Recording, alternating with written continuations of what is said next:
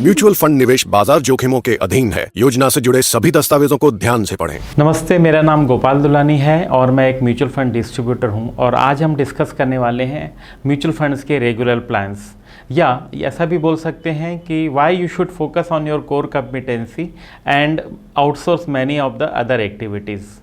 तो आज जो हम बात करने वाले हैं वो जनरली काउंटर इंट्यूटिव है। काउंटर इंट्यूटिव का मतलब ये होता है कॉमन सेंस के अगेंस्ट होता है। जनरली क्या होता है कि लोग हमको कहते हैं कि अपने सारे काम खुद करो और पैसे बचाओ, तो ये कॉमन सेंस की बात है। उदाहरण के लिए मान लेते हैं कि मुझे एक घर बनाना है और मैं आर्किटेक्ट के पास गया और आर्किटेक्ट से मैंने पूछा कि आपकी क्या फ़ीस है। उन्होंने कहा कि 2 लाख रुपए मेरी डिज़ाइनिंग की फ़ीस है, एग्जीक्यूशन का अलग से लूँगा।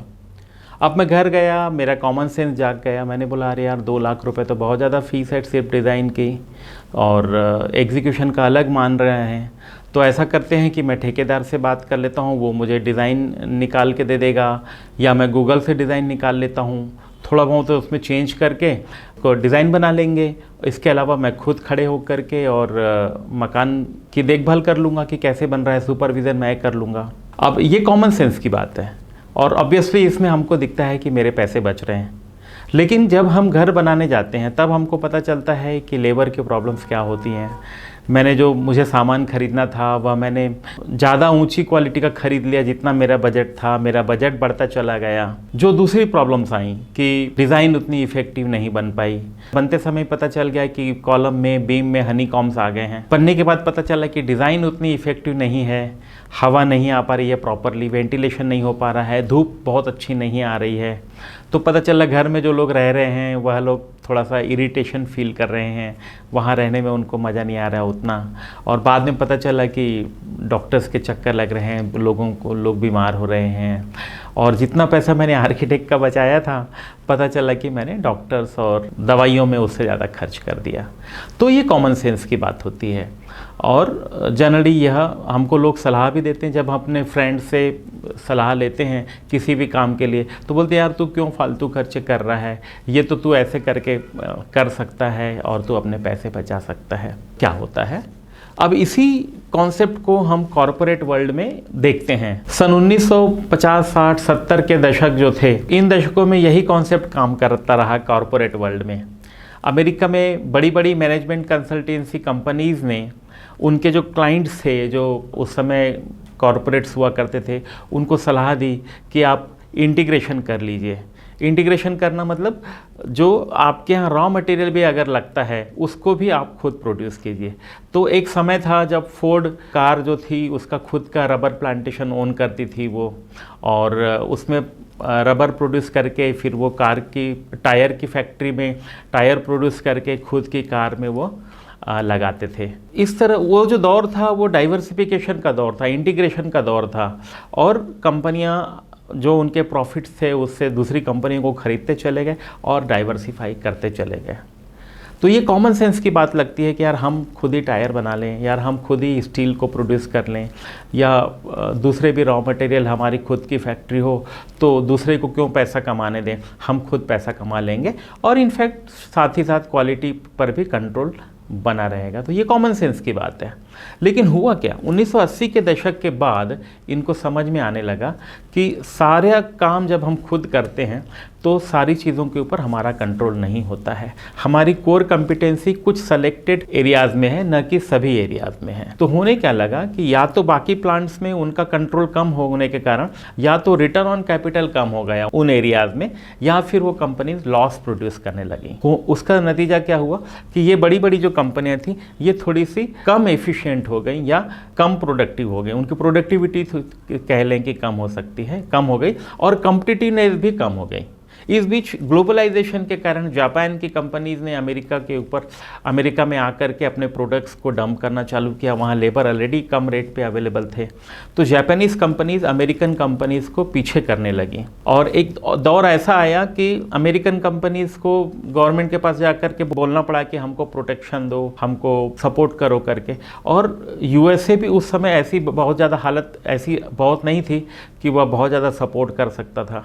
तो उन्होंने ग्लोबलाइजेशन के कारण उनको बोला कि आप compete करो, आप और ज़्यादा एफिशिएंट बनो। फिर उस समय जो बड़ी बड़ी मैनेजमेंट कंसल्टिंग कंपनीज़ थी, उन्होंने इन बड़ी बड़ी कंपनीज़ को सलाह दी कि ये जो बाकी आपकी कंपनीज़ हैं, इनको आप बेच दो। आप सिर्फ वही कंपनियां रखो, वही डिविजन्स रखो जिसमें आपकी कोर कॉम्पिटेंसी है, जिसमें आप कम्पिटिटिवनेस को मैनेज कर सकते हो, और बाकी जो डिविजन्स हैं, बाकी जो आपके सब्सिडेरीज़ हैं, उनको आप बेच दो।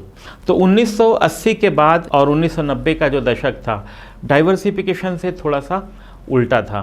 कंपनियों ने डिवेस्ट करना चालू किया और अपनी कोर कॉम्पिटेंसी पे फोकस करना चालू किया, बाकी डिविजन्स को उन्होंने बेच दिया।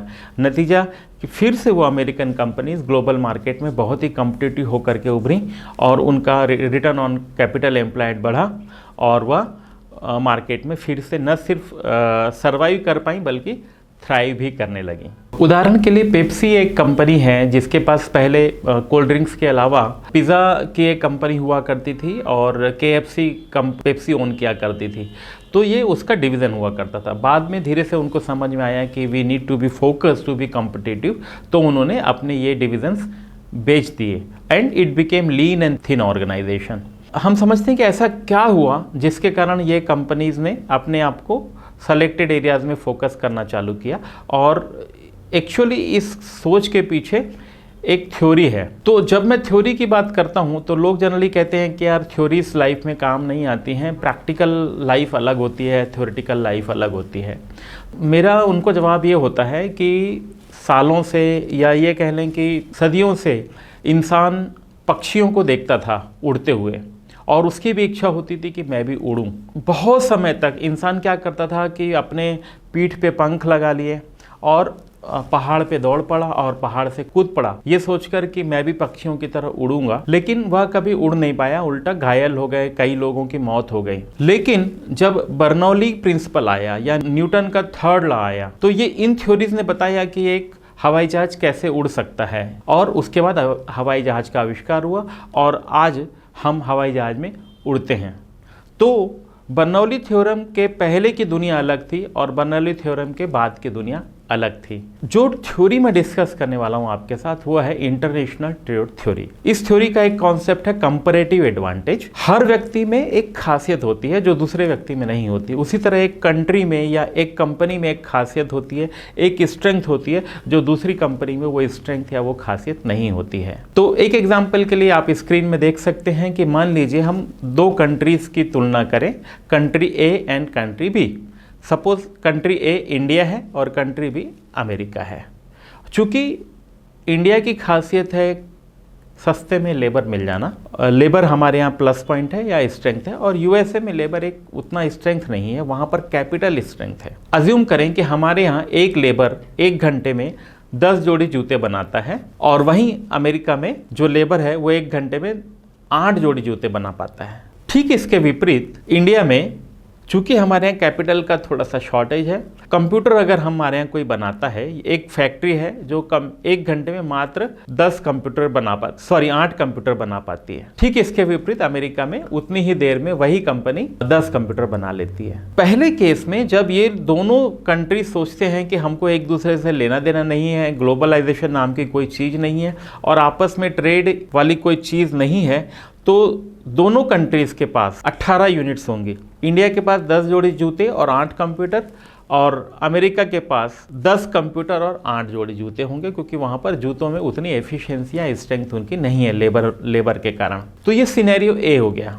लेकिन अब दूसरा सिनेरियो देखें कि दोनों कंट्रीज आपस में कोऑपरेट करने का विचार करती हैं और ये डिसाइड करती हैं कि जिस क्षेत्र में हमारी स्ट्रेंथ है हम सिर्फ उसी पे फोकस करेंगे, हम उसी पे ध्यान देंगे जिसमें हमारी कोर कॉम्पिटेंसी है, और बाकी चीज़ें हम आपस में ट्रेड करेंगे।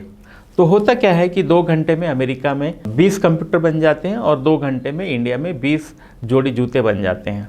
दोनों आपस में ट्रेड करते हैं, तो अमेरिका के पास 10 कंप्यूटर हो गए और 10 जोड़ी जूते हो गए, इंडिया के पास 10 जोड़ी जूते हो गए और 10 कंप्यूटर हो गए। टोटल 20 यूनिट्स दोनों के पास हैं।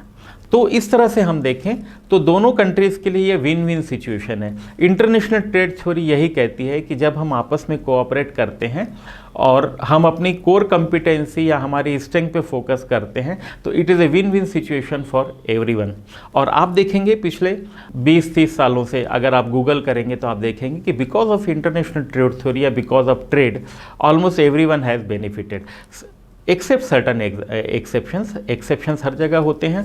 जहाँ पर मान लीजिए कि ट्रांजैक्शन कॉस्ट ज़्यादा है, कहीं पर एक्सप्लॉयटेशन है, तो फिर ये थ्योरी से उतना फ़ायदा नहीं हुआ। अदरवाइज़ ज़्यादातर जनरली हम देखेंगे कि समाज को और ह्यूमन बीइंग को इससे फ़ायदा हुआ है। अब इन्हीं कॉन्सेप्ट्स को हम लागू करते हैं म्यूचुअल फंड के ऊपर, तो हम देखेंगे कि रेगुलर प्लान में हमको एक म्यूचुअल फंड डिस्ट्रीब्यूटर का सपोर्ट मिलता है और वह हमको सपोर्ट करता है स्कीम्स का सिलेक्शन के लिए। कुछ हमको एक क्यूरेटेड लिस्ट मिलती है और आफ्टर सेल सर्विस का सपोर्ट मिलता है। अगर हमने एक पोर्टफोलियो बना लिया है तो उसको भी रिव्यू करने में वहाँ से सपोर्ट मिलता है। तो अगर हम किसी के साथ मिल करके जिसको 10, 15, 20 साल का अनुभव है और अगर 1% भी एक्स्ट्रा रिटर्न बनाते हैं तो 1 करोड़ के पोर्टफोलियो पे ये लाख रुपया साल का हो जाता है विदाउट हमारी म्यूचुअल फंड की जो डिस्ट्रीब्यूटर है उसकी कमीशन अफोर्ड करने के बाद भी। तो 20 साल में ये करीब अगर आप री इन्वेस्ट करते हैं तो 80 लाख रुपए के आसपास हो जाते हैं अगर हिसाब करें तो इस हिसाब से हमको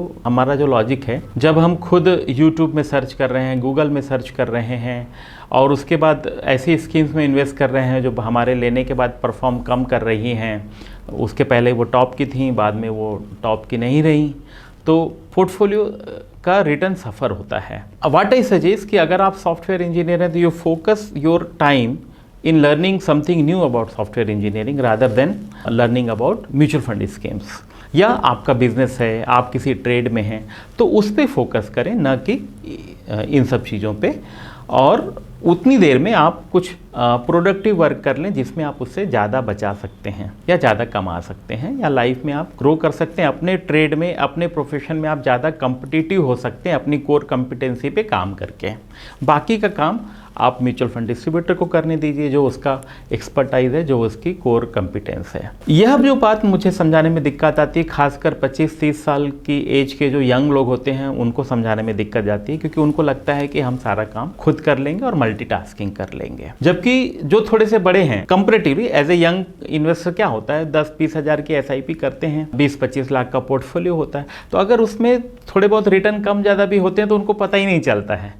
लेकिन अगर किसी का पोर्टफोलियो 2 करोड़ 3 करोड़ का है तो अगर 1% का भी रिटर्न्स का फ़र्क आता है तो वो बड़ा अमाउंट हो जाता है।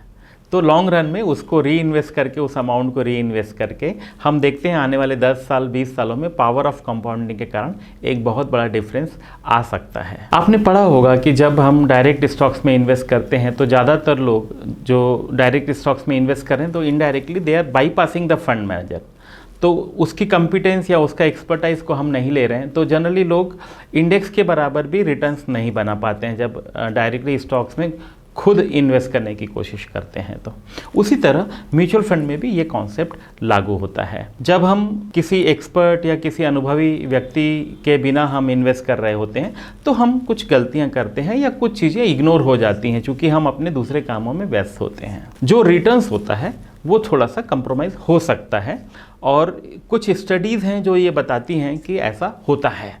तो अमेरिका में एक दलबार एसोसिएट करके फर्म है जो हर साल स्टडी करती है कि इन्वेस्टर्स ने कितना रिटर्न बनाया म्यूचुअल फंड में और उस म्यूचुअल फंड स्कीम ने कितना रिटर्न दिया।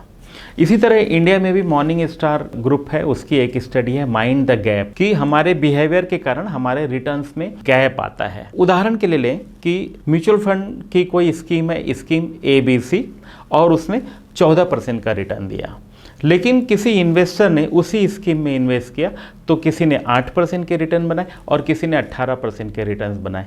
तो ये जो गैप है ये हमारे बिहेवियर के कारण होता है, जिसे हम बिहेवियर गैप या बिहेवियरल फाइनेंस में हम इसको स्टडी करते हैं और हम देखते हैं कि ऐसा क्यों होता है। इस तरह के जो गलतियाँ होती हैं हमारी इग्नोरेंस के कारण हो सकता है, हमारी व्यस्तता के कारण हो सकता है।